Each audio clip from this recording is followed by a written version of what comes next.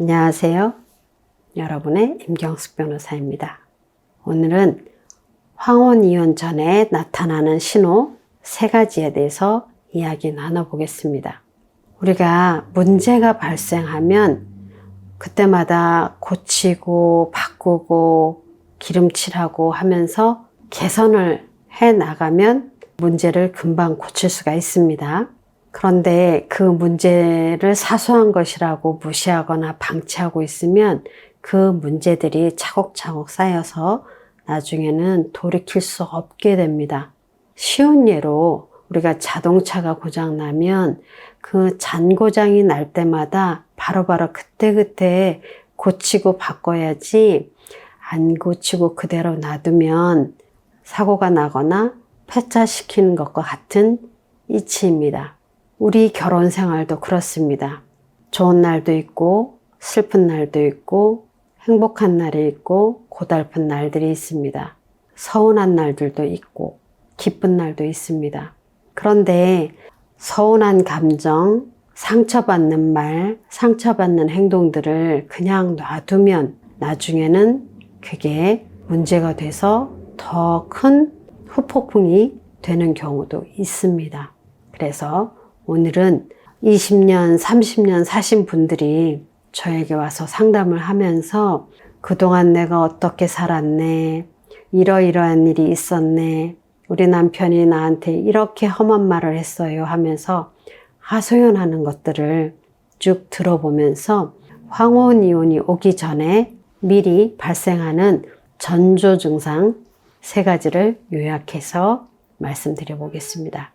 일단 첫 번째, 대화가 안 됩니다. 무슨 말을 하면 무시하거나 윽박지르거나 혼을 냅니다.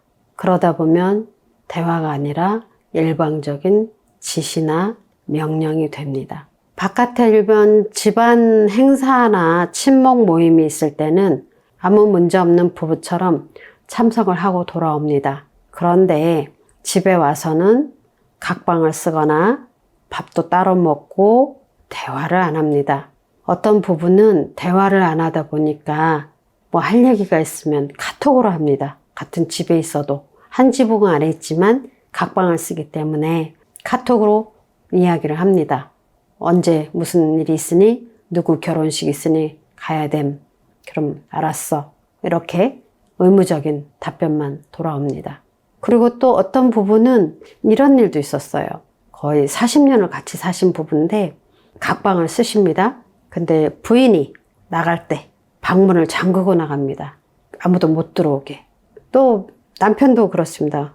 부인이 자기 방에 못 들어오게 문을 잠그고 나갑니다. 이렇게 하다 보면 대화가 안 되고 점점 그 간극이 벌어져서 좁힐 수 없게 됩니다. 두 번째는 부부관계가 만족스럽지 못합니다. 잠자리 횟수나 관계 만족도, 이런 정서적 교감이 없어집니다. 원활하지 않은 성관계가 부부관계에 굉장히 위험한 요인이 됩니다. 나이가 들어도 부부의 성관계가 없어지는 건 아닙니다. 나이 들어도 성관계는 매우 중요하지요. 성관계가 원활하면 상대적으로 이혼도 줄어듭니다. 이 부분 굉장히 중요한 요인이라고 말씀드릴 수가 있습니다. 그 다음에 3번째, 돈 문제로 많이 싸우십니다. 남편이 부인에게 돈을 주는 것에 굉장히 인색합니다. 또는 생활비 얼마를 쓰라고 주면서 그 돈으로 굉장히 위세를 부립니다. 그리고 돈 쓰는 것을 감시를 합니다.